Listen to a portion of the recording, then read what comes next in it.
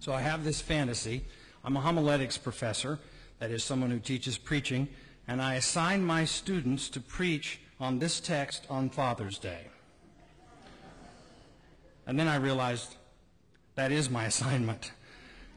To prove the distance between the cultural observances of our time, like Mother's Day and Father's Day, and the gospel and how little resemblance they bear to one another, seems like a cruel joke. The healing of the Gerasene Demoniac on Father's Day. You've got to be kidding. We're supposed to be celebrating positive male role models this morning.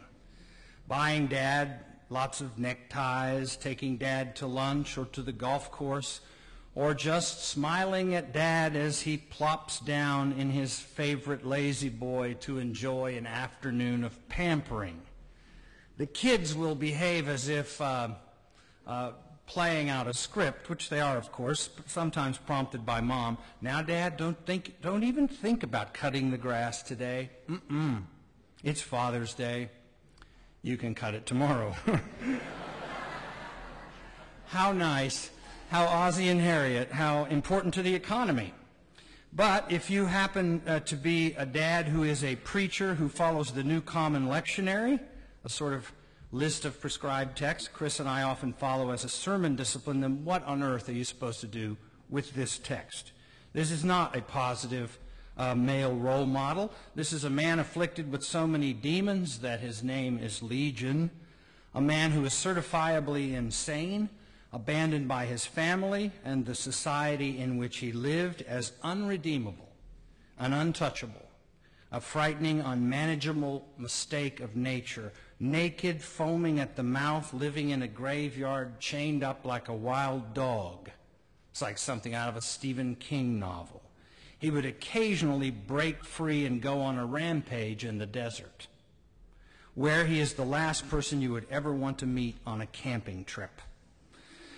Now, I don't know, maybe that description makes somebody in here think of their father, but I doubt it. Not that fathers don't have their demons, mind you, but most carry them in a more respectable way, hidden behind suits and tinted windows and the various guises of respectability. But also, of course, it's the case that the Bible here is so clearly revealing its ancient cosmology, where mental illness was thought to be caused by demon possessions, and demons, in this case, talk back to Jesus, begging to be put into a herd of pigs grazing nearby. Most people don't know if they haven't been to seminary, but in those days you can't just exorcise a bunch of demons and then turn them loose. You can't let them run loose in the world to do mischief or take up residence in other bodies. So any self-respecting exorcist knows, once you've gotten the demons out, you are not finished with your work. They could fly around and do mischief. What about the children? So you have to put them someplace. You have to store them in another body to protect the innocent. Now, if you're a Jew and think pigs are the lowest life form and a major source of impurity, and Jews did believe that, they make the perfect receptacle for excess demons. Think of it as demon recycling or hazardous waste disposal in the ancient world.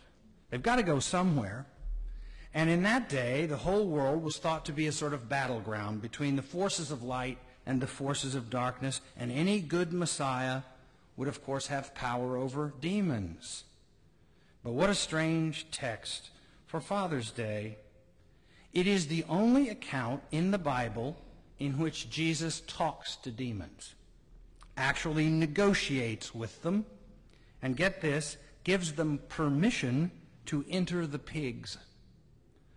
Why can't they do that on their own? Why is this Luke's way of showing that Jesus had power over the forces of evil in the world, and yes, that even the demons feared him? Yes, I think so. But it gets even stranger. There are so many demons. The word legion describes a Roman army unit comprised of about 6,000 troops, that the whole herd of swine are now as crazy as the man used to be. They're now possessed little porkers, and they bless their hearts, they can't take it, so they go stampeding down the hillside and hurl themselves into a lake and commit mass suicide. I've always wondered myself about the owner of the pigs, since there's nothing to indicate that he was compensated in any way for his loss. I mean, he's a pig farmer, for Pete's sake, and now his whole herd is dead. The Gerasene Demoniac may be feeling much better, but what do you do with all these dead pigs? Do you turn them into deviled ham?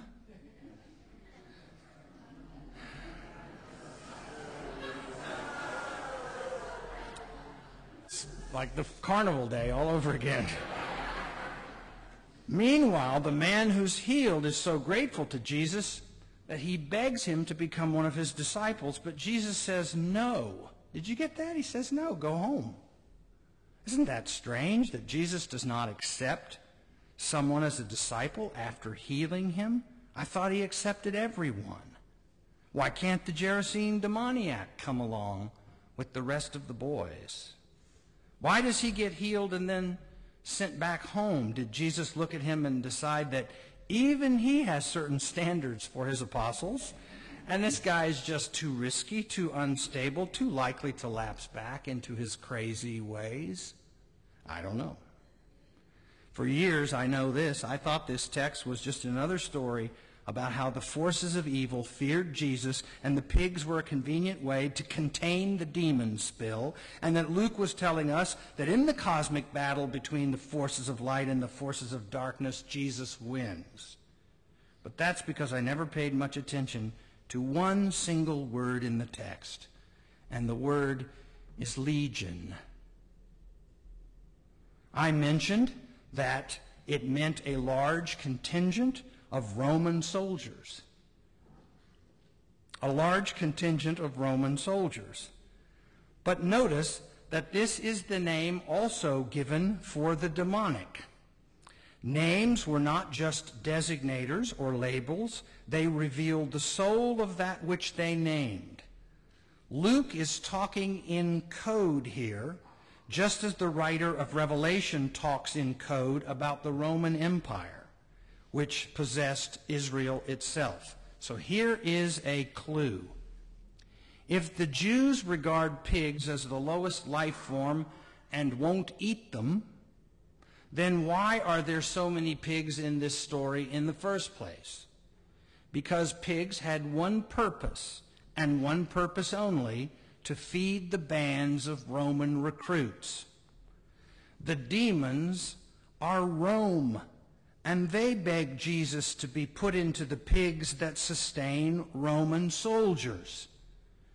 The legions who occupied Israel, who kept it under control through fear and intimidation and a system of servitude through taxation and corruption, and impossible debt heaped upon the backs of people, all made possible because nobody dares to argue with the point of a Roman sword, much less a legion of them.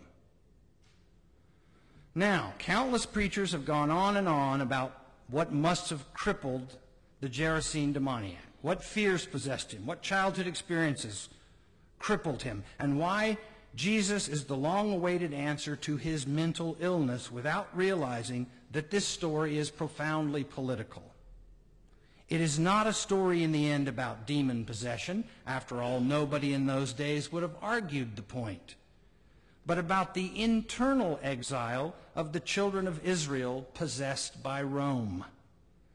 This story occurs in a section of Luke's gospel in which Jesus is healing the untouchables. He's arrived in a far country, that's across the lake where the Gentiles lived, stepped out on land opposite his hometown, and meets those who are in exile in their own land, who are unclean by virtue of being occupied and oppressed.